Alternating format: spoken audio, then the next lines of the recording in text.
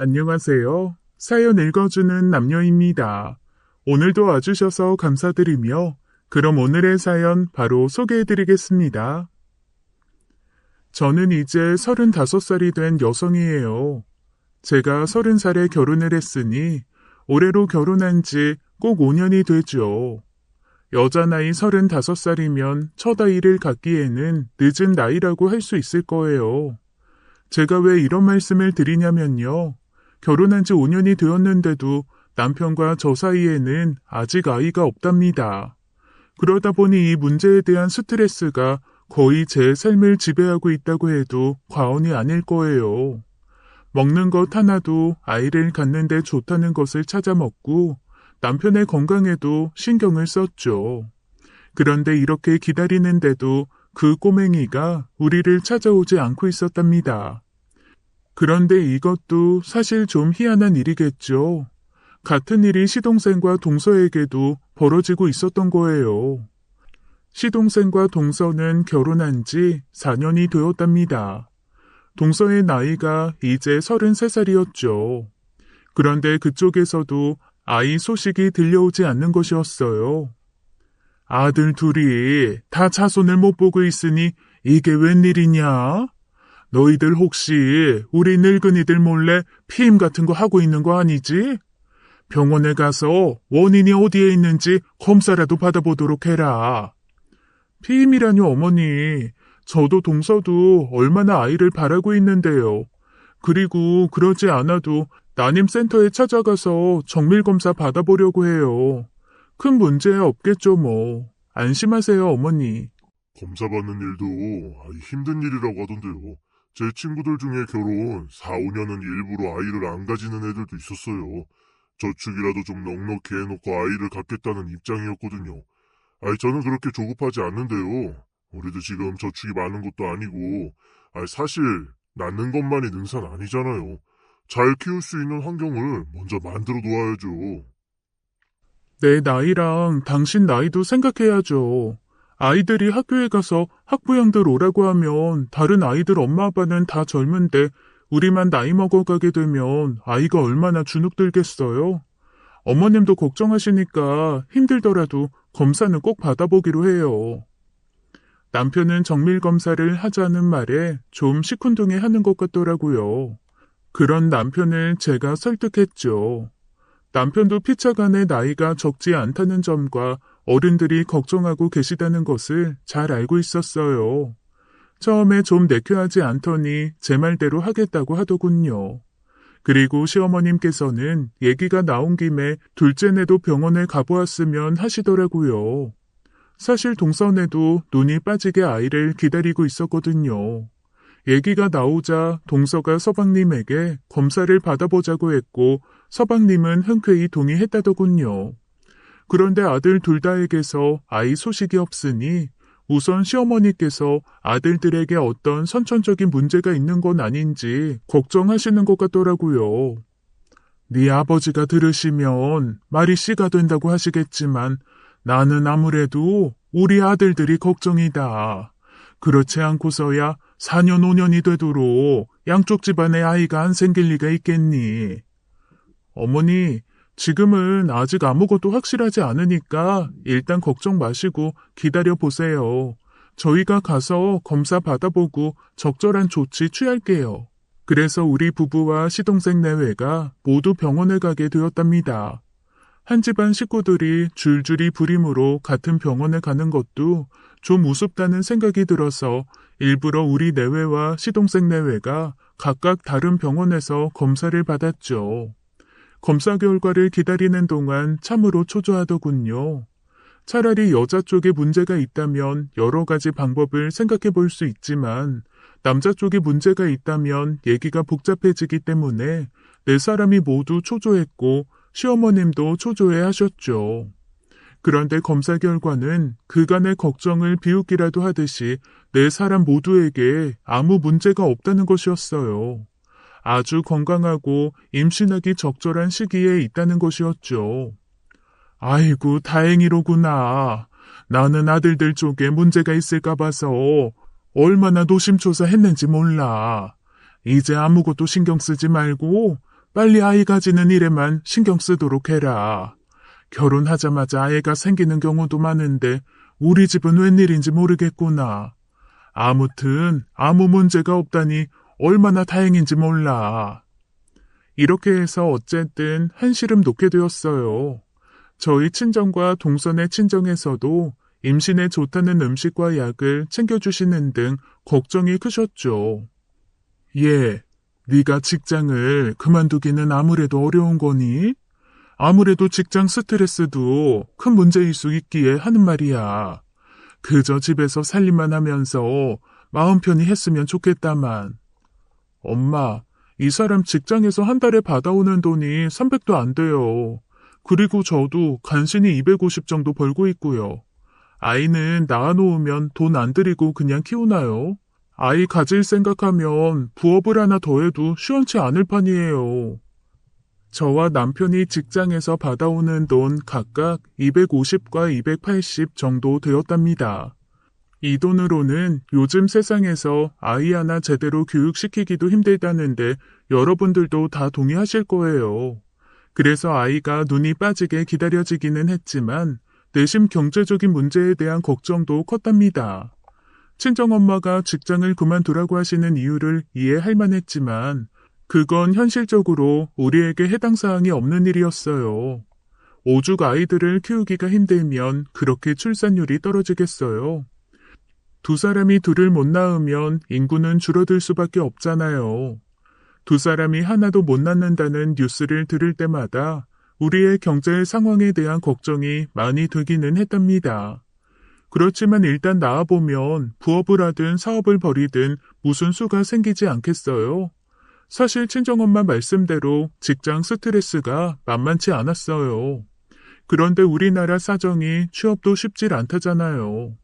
취업이 안 되니 늘어나는 건 자영업자밖에 없겠죠. 그러니 한 골목에 테이블 두세 개씩 놓고 장사를 하는 영세한 치킨집이 대여섯 개씩 있는 경우도 많고요. 그런 와중에 어쨌든 나가서 일을 할 수 있는 직장이 있다는 것은 고마운 일이었어요. 한 사람 벌어오는 것으로 먹고 살고 다른 한 사람이 벌어오는 것은 고스란히 저축을 할 수 있었거든요. 그래서 박봉이지만 감사하다고 생각하고 다니고 있는 중이었답니다. 그날도 직장에서 어떤 사원 하나가 전표를 잘못 작성하는 바람에 온 회사의 분위기가 쌩했던 날이었답니다. 지쳐서 집에 들어와서 앉기도 전에 핸드폰이 요란하게 울리더라고요. 번호를 보니 시어머니였어요. 우리 시부모님은 사실 우리 두 며느리에게 참 관대하고 자상하신 분들이었습니다. 그런데도 시자가 들어가는 사람들은 어쨌든 친정과는 다르잖아요. 지쳐서 그냥 눕고만 싶은 와중에 시댁에서 전화가 오니 반갑지는 않았어요. 큰일 났다. 네 아버지가 쓰러지셔서 지금 병원에 와 있어. 응급실에 계시다. 지금 의사들이 할 수 있는 일을 다 하고 있다만 심근경색이 워낙 위험한 병이라 결과는 두고 봐야 된다고 하는구나. 깜짝 놀랄 수밖에 없었어요. 심근경색이라뇨. 아버님 연세에 정말 위험한 일이었죠. 한달음에 아버님이 계시다는 병원 응급실로 달려갔어요. 숨이 턱에 닿아서 가보니 시동생과 동서가 먼저 와 있더라고요. 형수님, 아버지 깨어나셨고 회복 중이시래요. 다행히 엄마가 일찍 발견해서 일찍 조치할 수 있었다는 거예요. 걱정 안 하셔도 되겠어요. 저희도 정말 혼비백산했어요. 늘 야근과 주말 근무가 많은 남편이었어요. 남편이 꼴찌로 병원에 도착했죠.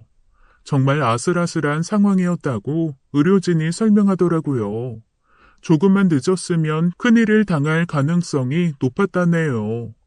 우리 식구들은 어쨌든 가슴을 쓸어내릴 수 있었답니다. 노심초사한 시어머님은 눈물까지 보이시더라고요. 아버님의 회복 속도는 매우 빨라서 일주일 정도를 병원에 입원하셔서 경과를 보신 다음에 퇴원하실 수 있었어요. 그리고 며칠을 더 안정을 취하신 후에는 편찮으시기 전과 다름없이 건강을 되찾으실 수 있으셨죠. 그게 왜 이렇게 기름기가 많아? 기름기 건강에 좋을 거 하나도 없어. 앞으로 나는 이 야채국만 먹을 거니까 나 먹을 국에는 고기 넣지 말아요. 그리고 우리 집 음식이 너무 짜. 싱겁게 먹어야 돼.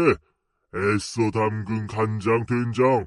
다 아깝겠지만 다 버리고 다시 담그던가. 아예 사 먹자고. 나도 당신도 이제 건강을 대해서 부쩍 생각해야 될 때야. 그리고 어느 날부터는 새벽에 일어나셔서 운동을 시작하시더라는 것이었어요. 예, 너희들 아버지가 알다시피 아침잠이 보통 많은 분이냐? 그게 다 건강에 안 좋은 영향을 끼쳤다나 뭐라나. 요즘은 새벽같이 일어나서 동네 개천변에서 꼭 1시간 반씩 운동을 하신다. 땀을 뻘뻘 흘리고 들어오시는데 나는 그것도 왠지 걱정이야. 심근경색으로 쓰러지시고 난 다음에 시아버님은 건강에 대해서 아주 조심하셨답니다. 우선 드시는 음식을 채식 위주로 바꾸시더라고요. 아버님은 평상시 고기를 좋아하셔서 밥상에 꼭 고기건 생선이건 남의 살이 올라가야 했답니다. 그런데 그런 것들을 모두 물리치시고 채식 위주로 식사를 하시기 시작하셨다는 것이었어요. 그리고 그 좋아하시는 술도 끊으셨다죠. 시아버님은 적어도 일주일에 2~3번은 친구들과 어울려 삼겹살집에서 소주 2~5병씩을 드시곤 했었죠. 그렇게 드시고도 얼굴이 붉어지시거나 취하신 기색도 없을 정도로 술에 강하시고 또 술을 좋아하시는 분이었어요. 그런데 쓰러지신 이후에 술을 단 한 방울도 입에 대시지 않는다고 시어머니가 말씀하시더라고요. 그 심근경색 같은 병은 말이야. 한 번 생기면 자꾸 재발한다고. 내가 지금 이렇게 생활 태도를 바꿨다고 해도 내가 언제 죽을지는 모르는 일이야. 당신도 만약에 일에 대해서 마음의 대비는 항상 해두라고. 아무튼 우리 아버님은 쓰러지시기 전과는 180도로 달라진 생활을 하고 계셨어요.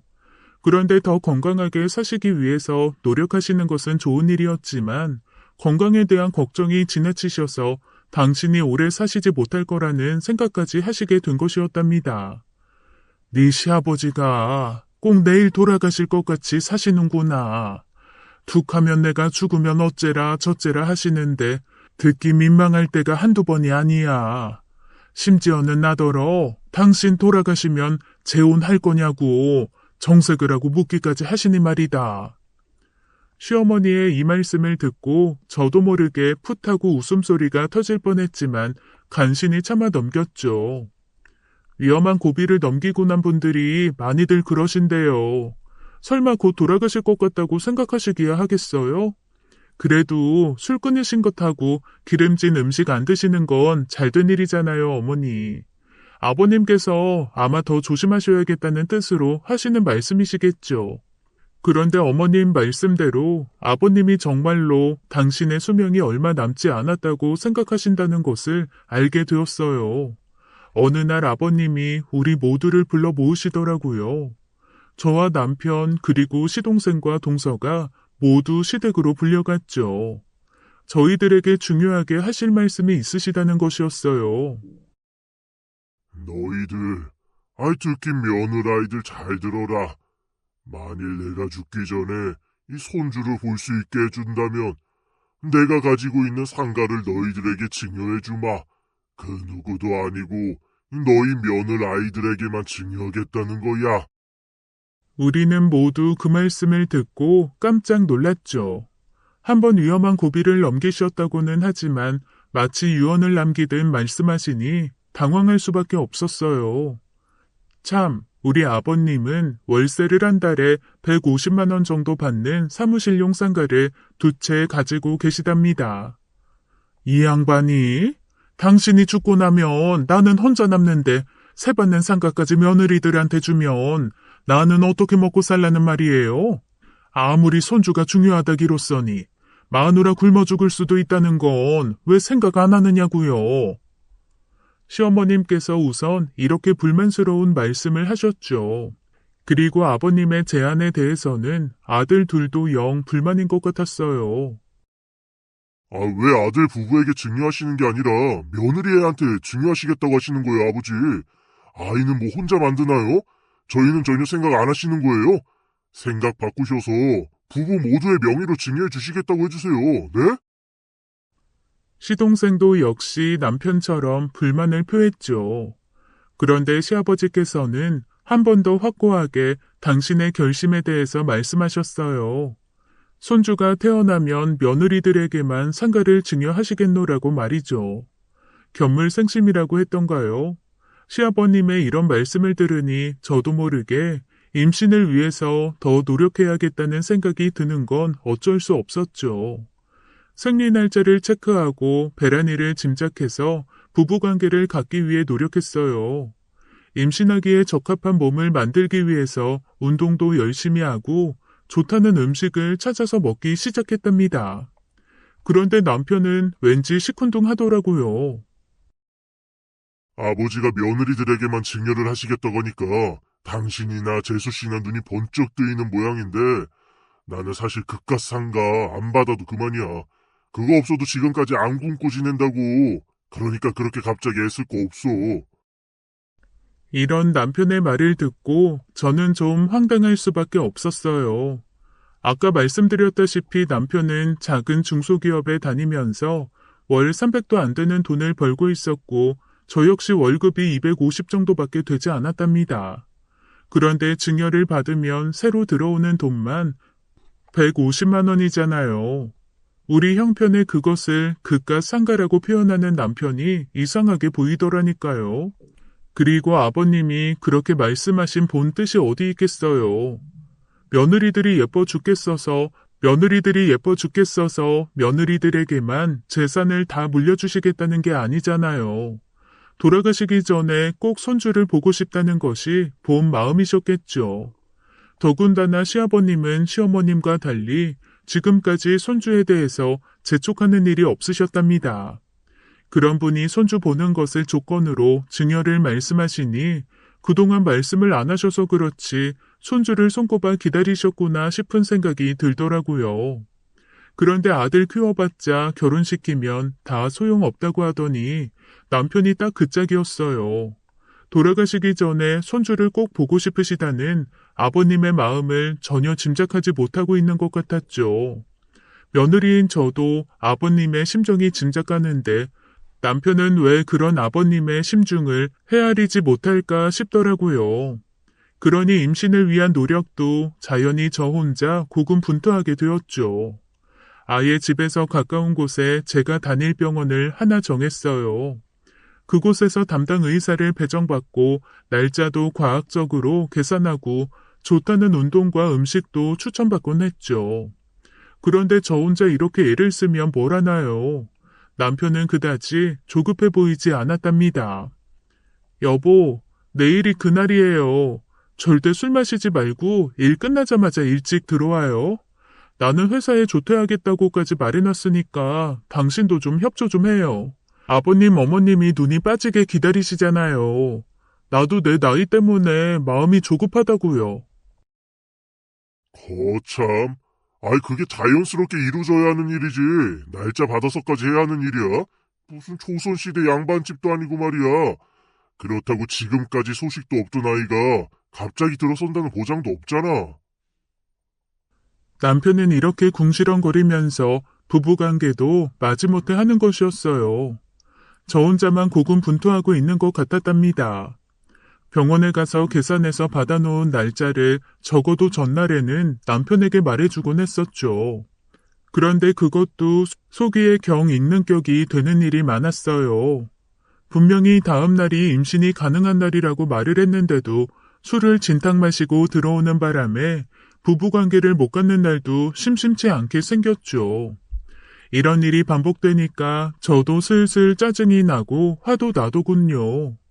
여자로서 먼저 부부관계를 하자고 하는 일이 물론 있을 수 있지만 매번 제가 먼저 날짜를 제시하고 남편은 마지못해서 응하고 있었어요.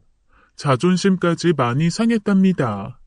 이렇게 우리 부부는 아이를 갖기 위한 과정에서 삐걱거렸고 그게 오히려 더 스트레스였어요. 그렇게 마음만 조급하고 남편은 협조하지 않고 있던 어느 날 시어머님께서 오신다는 연락도 없이 저희 집에 찾아오셨죠. 그때 왜 네 아버지께서 너희들에게 상가를 증여하겠다고 하셨을 때 내가 네 아버지 돌아가시고 나서 나는 어떻게 하냐고 화를 내지 않았니? 곰곰이 생각해 보니까 내가 너희들 앞에서 화를 낸 게 부끄럽더구나. 그게 마음에 걸려서 왔어. 손주가 생기면야 네 아버지에게만 기쁜 일이겠니?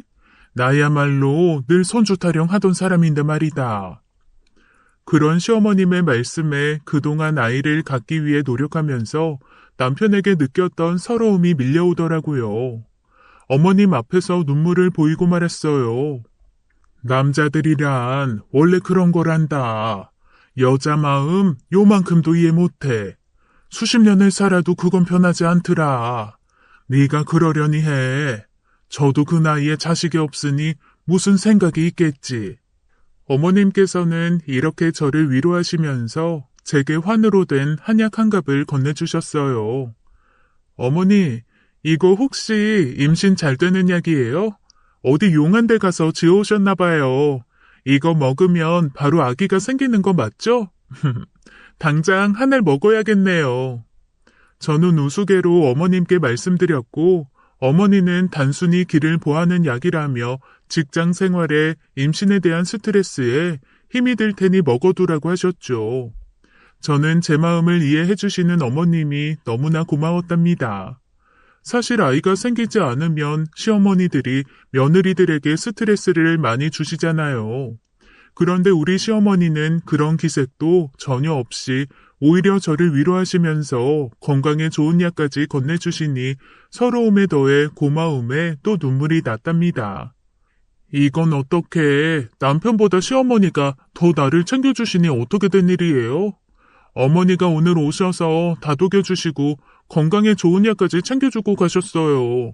당신 아이를 갖기 위해서 최소한의 협조도 안 하고 있는데 말이에요. 남들은 다 시댁이 스트레스고 남편만 믿고 산다는데 나는 어떻게 상황이 반대냐고요. 알았어. 미안하게 됐어. 앞으로 잘 협조할 테니까 어머니 주신 약이나 열심히 먹어. 엄마가 어디 좋은 데 가서 당신하고 재수씨 주려고 특별히 구해오셨나 보네.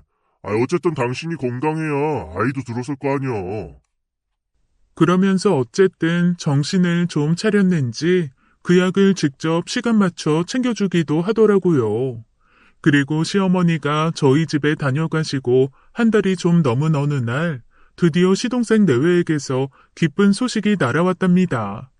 동서가 임신을 했다는 것이었어요. 아이고 잘 됐구나. 그런데 순서가 바뀌어서 어쩌니? 큰애야, 그렇다고 너무 조급해하지 마. 그러면 더 스트레스만 늘어. 순서 바뀌는 거 전혀 신경 쓸 필요 없어. 어머님은 또 이렇게 제 마음을 잘 짐작하고 계셨어요. 동서가 아이를 가졌다는 소식을 듣고 당연히 저도 기뻤죠. 그러나 착잡하기도 했답니다.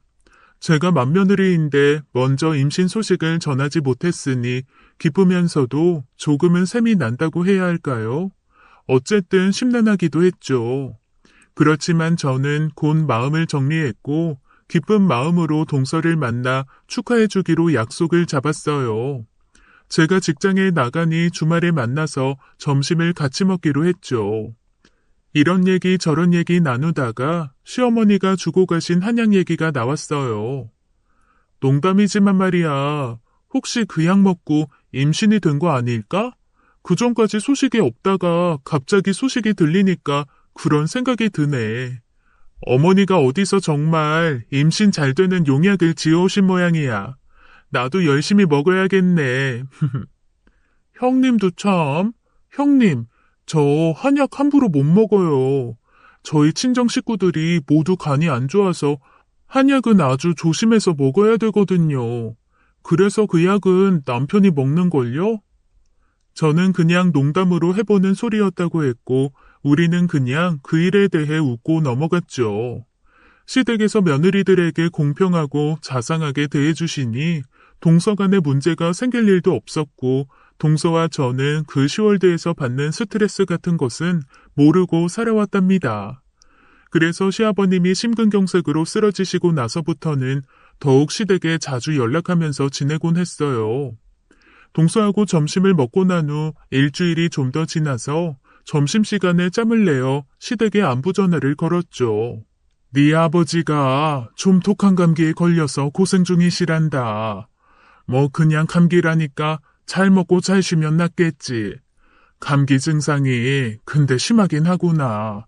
열이 많이 오르시고 기침도 심하셔. 요즘 유행하는 감기라니 니들도 조심해라. 예전 같으면 그러려니 하겠지만 쓰러지신 다음이라 걱정이 많이 되더군요. 아무래도 전화로만 안부 전화를 여쭐 수 있는 상황이 아니었기에 저는 다음날 연차를 내서 시댁에 찾아갔답니다. 그 유행성 감기가 우리 회사에서도 돌고 있었어요. 기침과 열은 물론이고 근육통에 설사까지 동반하는 증세가 독한 감기였죠. 시댁에 가보니 그 독한 증상에 시달리셔서 그런지 아버님이 눈에 띄게 여위어 보이셨어요. 마음이 많이 아프더라고요.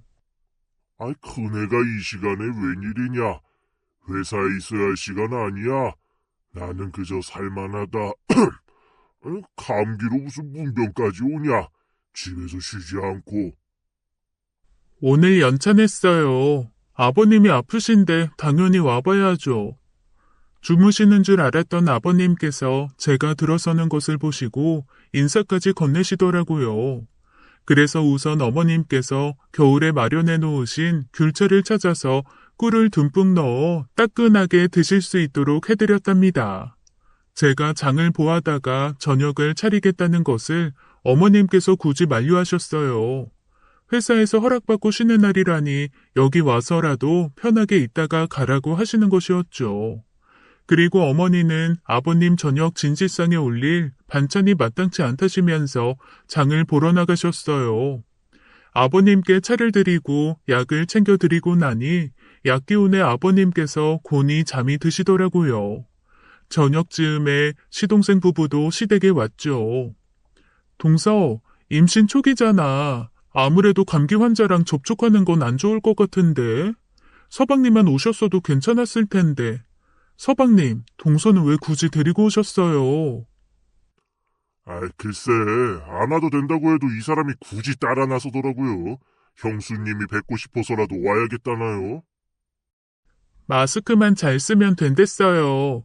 아버님께서 그렇잖아도 건강에 대해서 걱정 많이 하시는데 독감에까지 걸리셨다니까 걱정돼서 안아볼 수가 있어야죠.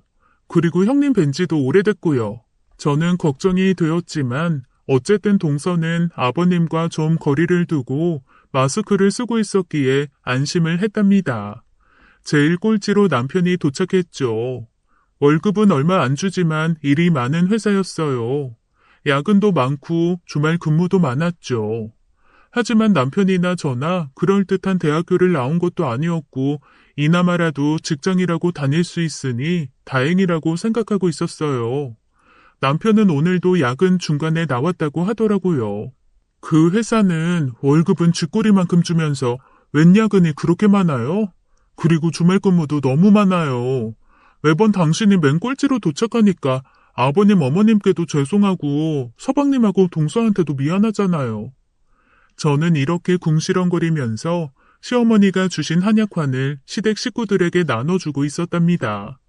기력에 좋은 약이라니 무엇보다도 시아버님께 드리고 싶었죠. 남편이 오는 소리에 잠이 깨신 시아버님도 일어나서 그 약을 받아 드셨어요. 그리고 막 입에 넣으시고 씹어 삼키려는 찰나였죠. 아버지 그거 드시면 안 돼요. 큰일 나요. 어서 뱉으세요, 빨리요. 남편은 그 약을 시아버님께서 드시는 걸 보고 경악을 금치 못하는 모습이었어요. 그리고 개거품을 물며 달려와서는 어서 뱉어내시라며 소리를 치고 있었답니다. 시아버님뿐만 아니라 시장에서 돌아오신 시어머님도 마침 약을 드시고 계셨고 간이 안 좋아서 한약을 먹지 않는다는 동서를 제외하고는 모든 식구가 약을 먹고 있었어요. 그런데 남편이 이렇게 소리치는 바람에 거의 반사적으로 식구들이 약을 뱉어냈답니다. 엄마도 드셨어요? 미치겠네. 빨리 뱉어요, 당장. 토해서라도 뱉으세요. 왜 그러시는데요, 아주버님? 이거 몸에 좋은 약이라고 어머님께서 주신 약인데요. 어머니께서 설마 좋지 않은 약을 주셨겠어요? 저는 시어머님께서 말씀하신 대로 기력을 보충하는 약이니 우선 감기로 쇠약해지신 아버님께 드렸다고 설명했죠. 또 아버님과 접촉하는 우리 식구들의 면역력 강화를 위해서 약을 돌렸다고 남편에게 말했어요. 그런데 남편이 갑자기 필요 이상으로 화를 내며 왜 검증도 되지 않은 한약을 식구들에게 먹이냐며 화를 내는 것이었어요. 그래서 아버지 더 안 좋아지시면 당신이 책임질 거야? 어머니 말씀만 있다 뿐이지 어디서 온 것인지도 모르는 약이잖아. 왜요? 이 약이 뭐 독약이라도 돼요? 남편이 이렇게 당황해하는 것을 보고 저는 깔깔 웃음을 터뜨렸답니다. 그리고 이어서 핸드백을 열어 다른 약들을 꺼내 식구들에게 보였죠. 가족들은 모두 제가 꺼내든 새로운 약에 대해서 궁금해할 수밖에 없었어요. 그런데 남편의 다음 행동이 또 모두를 놀라게 했습니다. 아까보다도 더욱 새파랗게 질려서 그 약을 제게서 뺏으려 했기 때문이었죠. 가족들이 어리둥절해서 우리 부부를 빤히 바라보고 있었어요. 이게 다 무슨 일이냐고요? 사실 저는 시어머님께서 주신 한약환을 먹고는 바로 그 다음 날로 생리가 끊기는 증상을 경험했답니다. 갑자기 생리를 하던 중간에 끊기니 이상하다는 생각이 들 수밖에 없었어요. 이건 아이가 생긴 것도 아니고 갑자기 생리가 중간에 멈추다니. 피임약이야 뭐야? 이렇게 생각한 저는 그 한약환들을 잘게 부숴보았답니다. 몇 개를 잘게 부숴도 이상한 것이 없었어요. 그런데 몇 개를 더 부숴보자고 집어들었던 한 알이 쉽게 깨지지 않는 것이었어요. 그래서 한약환의 겉부분을 손으로 살살 뜯어내 보았습니다. 그랬더니 안에 뭔가 단단한 작은 알약이 하나 들어있더라고요. 즉 한약 안에 다른 양약이 들어있었던 것이었어요. 정말 깜짝 놀랄 수밖에 없었습니다. 한약 안에 양약이라니 이 양약의 정체를 알 수가 없었어요. 그것을 꺼내서 이리저리 살펴보았죠. 그리고 저는 더욱 놀랄 수밖에 없었어요. 그것은 저도 먹어본 일이 있는 약이었어요. 엄마, 나 모레부터 MT인데 생리 날짜랑 딱 겹쳤어요. 피임약 먹어서 늦출 수 있다던데 진짜예요? 나 우리 조 대표 선수로 핸드볼 해야 하는데 제가 주장이에요. 펄펄 날아야 하는데 하필 날짜가 딱 겹쳐버렸어요. 그럴 수 있지. 그렇게 해서 생리 주기를 조절하기도 한단다. 너무 자주 먹어서는 안 되지만 한 번 정도야 먹어도 아무 일 없는 약이야. 불편하더라도 웬만하면 그냥 가고 아니면 피임약 먹으면 돼. 제가 대학생일 때의 일이었어요. 마침 학과 전체 MT가 잡혀있던 그때가 바로 제 생리 주기하고 겹치는 날이었죠. 저는 평상시에 운동하는 것을 참 좋아했답니다. 그래서 그 MT에서도 야외에서 하는 운동 경기에 참여하기로 되어 있었어요. 그런데 MT 날짜를 보고는 생리 날짜와 겹치는 것을 알게 되었고 우리 조의 주장이었던 저는 곤란하지 않을 수가 없었죠. 그래서 엄마가 약국에 가서 피임약을 사다 주셨습니다. 대학교 2학년이면 어찌 보면 고등학생으로도 보이잖아요. 그런 사람이 약국에 가서 피임약을 달래기가 좀 못해서 엄마더러 사다 달라고 했던 기억이 났던 것이었어요. 그 한약환에서 나온 약이 바로 그 피임약과 똑같은 약이었어요. 저는 정말 믿었던 시어머니에게 배신감을 느낄 수밖에 없었죠. 저한테 와서 분명히 상가 증여 문제로 화를 내신 것에 대해서 사과하시면서 약을 건네주셨었어요. 그런데 그 약에 피임약을 섞어두셨다니 정말 지금까지 제가 시어머니를 잘못 알았다는 생각이 들면서 화가 많이 나더군요. 결국 시어머니가 며느리들에게 돌아갈 상가에 대한 욕심 때문에 그렇게 하셨다는 생각을 하게 되었던 겁니다. 어머니, 어떻게 이러실 수가 있으세요? 그렇게 손주 바라신다면서 기력을 보하는 약까지 주시고 가셨잖아요. 근데 그 약에 피임약을 섞으셨다뇨. 어머님이 저희들한테 어떻게 이러실 수가 있으세요? 아버님하고 잘 말씀 나눠서 증여 문제는 조정하실 수도 있는 거였잖아요. 근데 어떻게 이렇게까지 하시냐고요? 네? 그러자 시어머니가 그게 도대체 무슨 말이냐며 오히려 의아해 하시는 것이었어요. 아가, 그게 무슨 말이냐? 나는 그 약이 그냥 기를 보하는 약인 줄로만 알았지. 약에 어떻게 피임약이 들어있을 수가 있단 말이니? 그것도 네 남편이 준 약인데 말이야. 네 남편이 어디서 좋은 약을 구했으니 내가 너희들에게 인심 쓰는 걸로 하라고 했어. 네 남편이 구해왔다는 말 굳이 할 필요 없다고 했었다. 나야 당연히 좋은 약인 줄 알았지. 아기 네가 잘못한 것 아니니? 저는 몇 번을 더 물어 시어머님께서 남편에게 그 약을 받으셨다는 것을 확인했어요. 그러고 나서 온 집안을 샅샅이 뒤졌죠.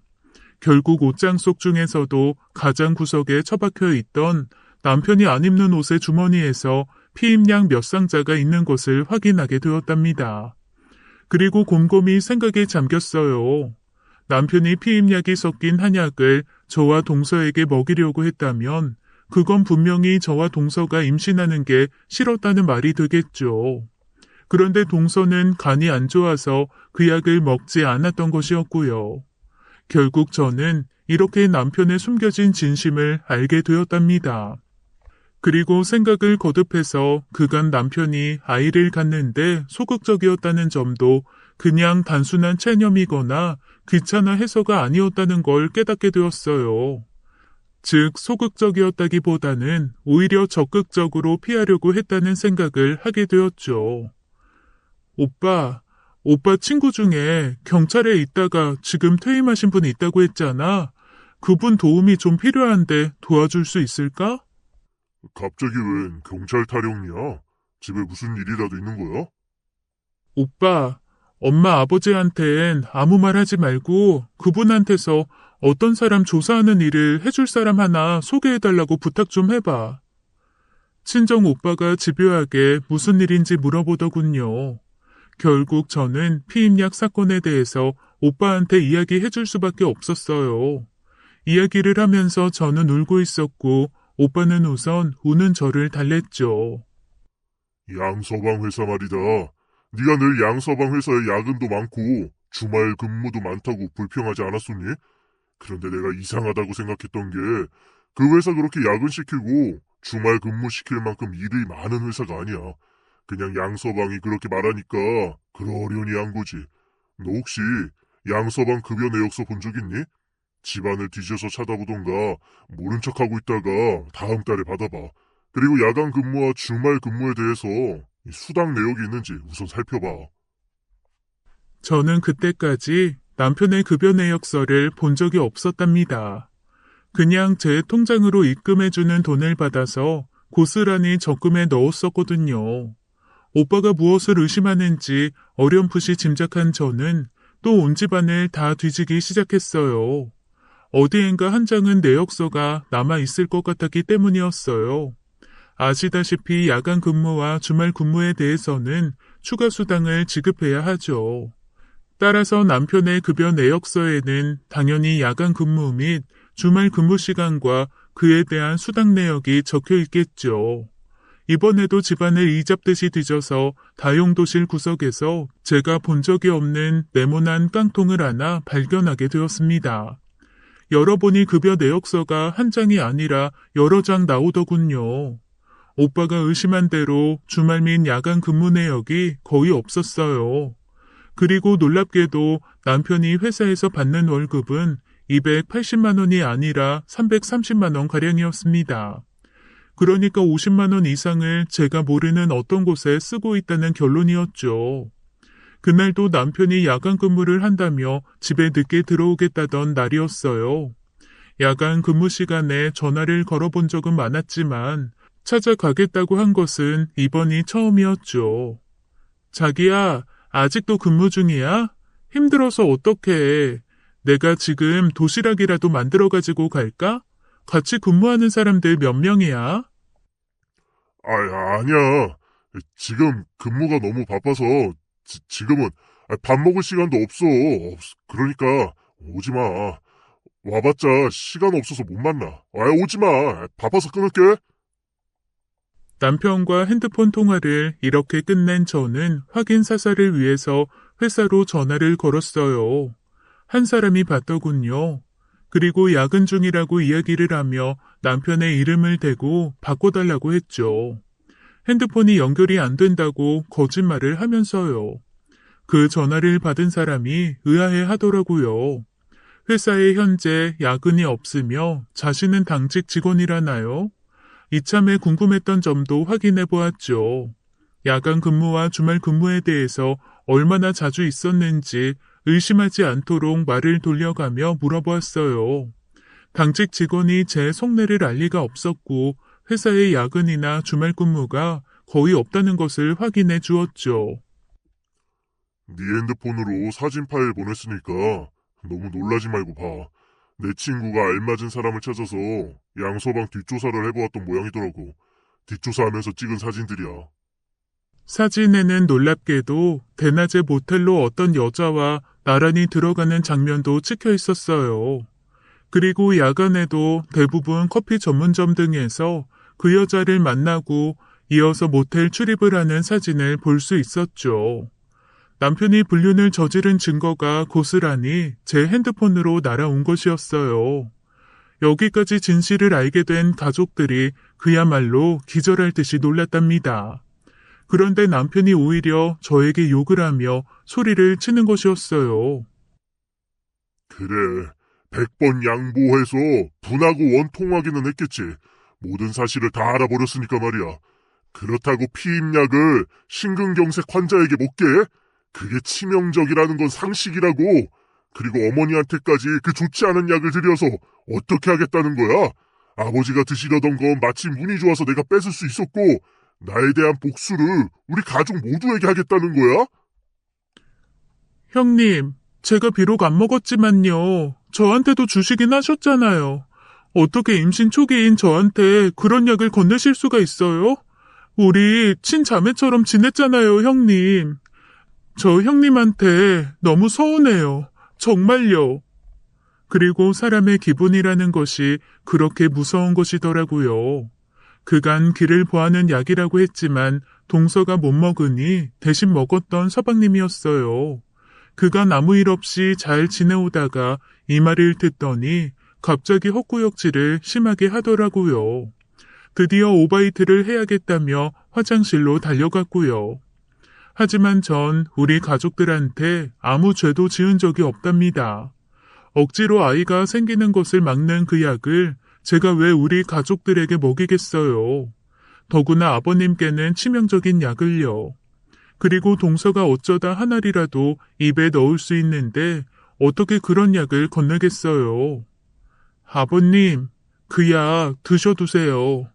그거 인삼 한 끼 오미자 넣어서 빚은 생약이에요.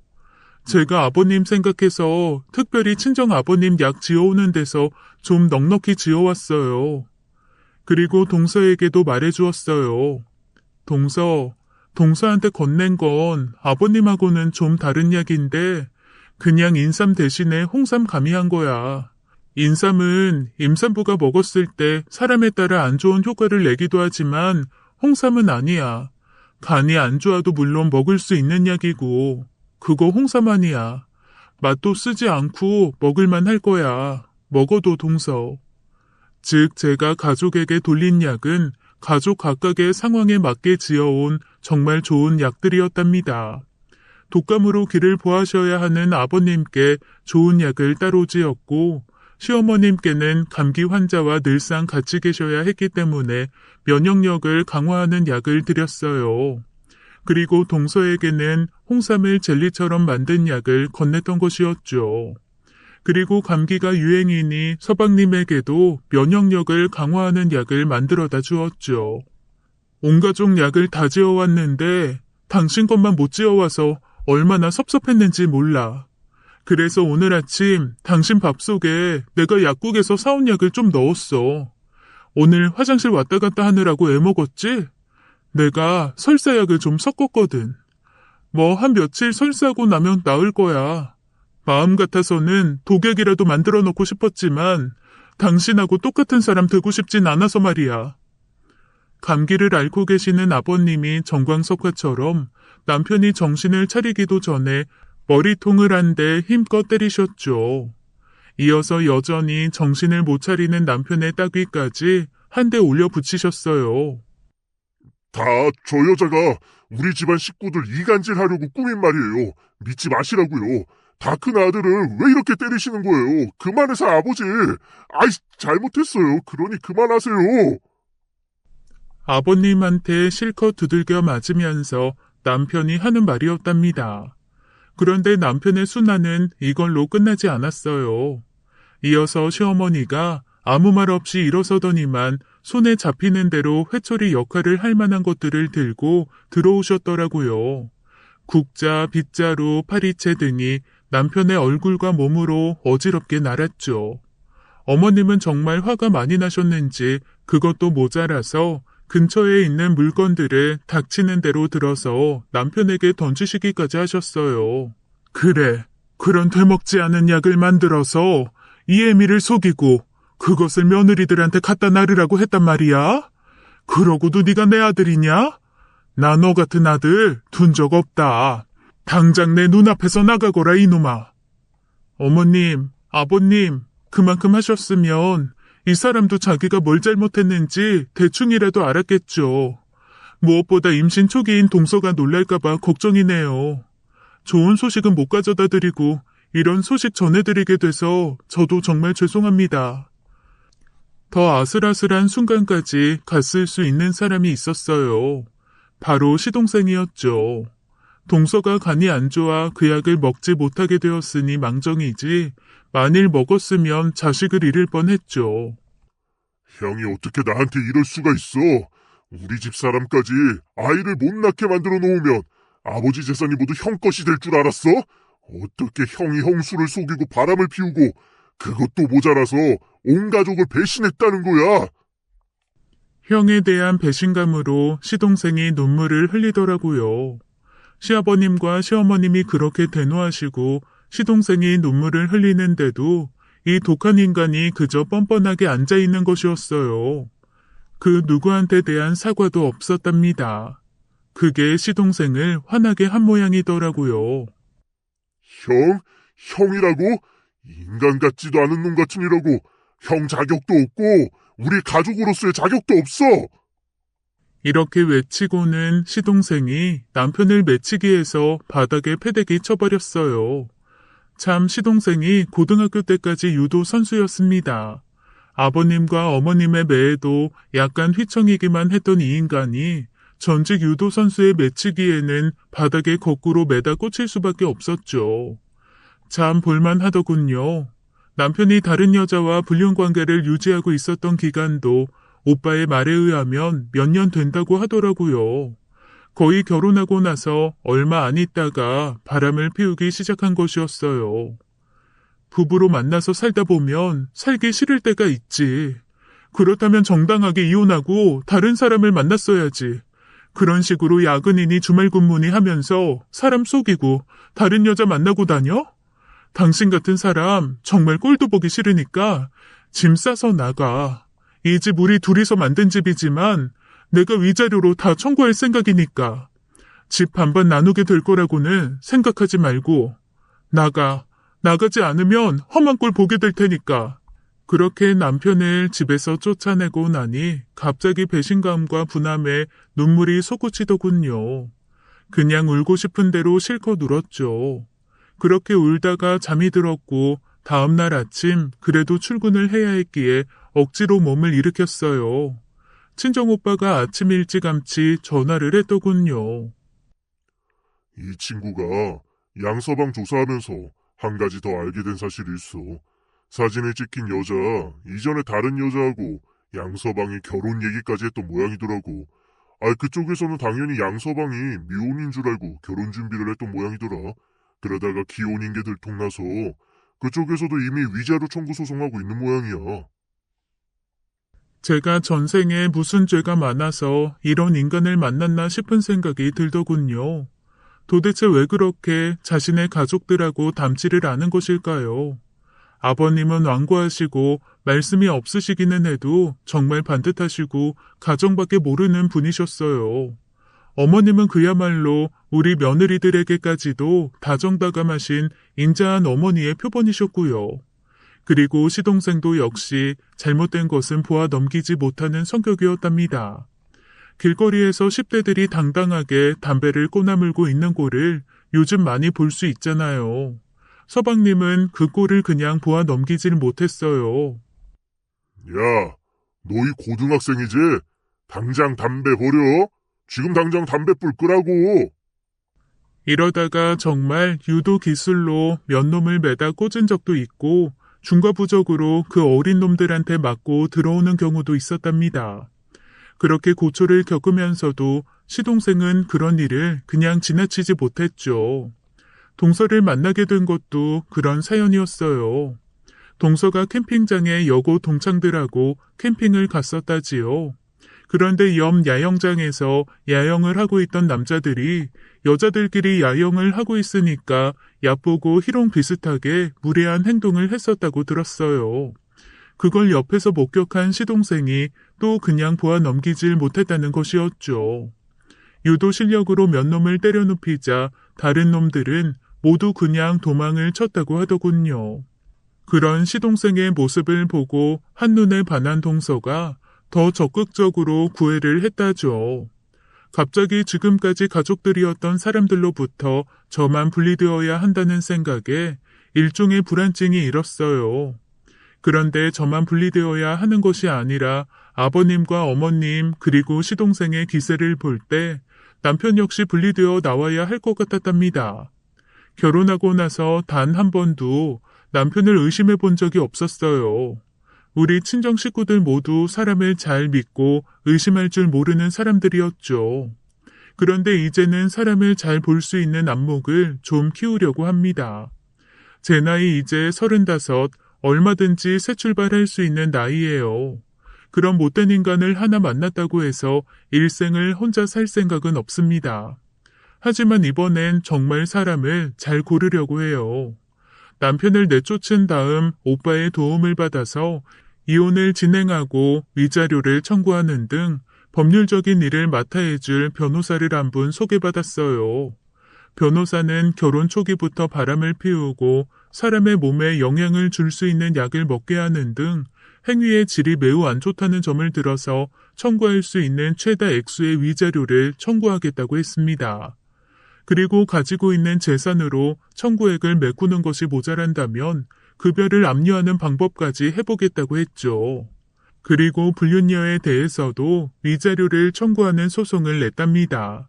이 여자는 분명히 남편이 유부남이라는 것을 알고 있었다죠. 그래서 모르고 당한 경우와는 달리 위자료 청구액이 많아질 거라고 변호사가 설명해 주었습니다.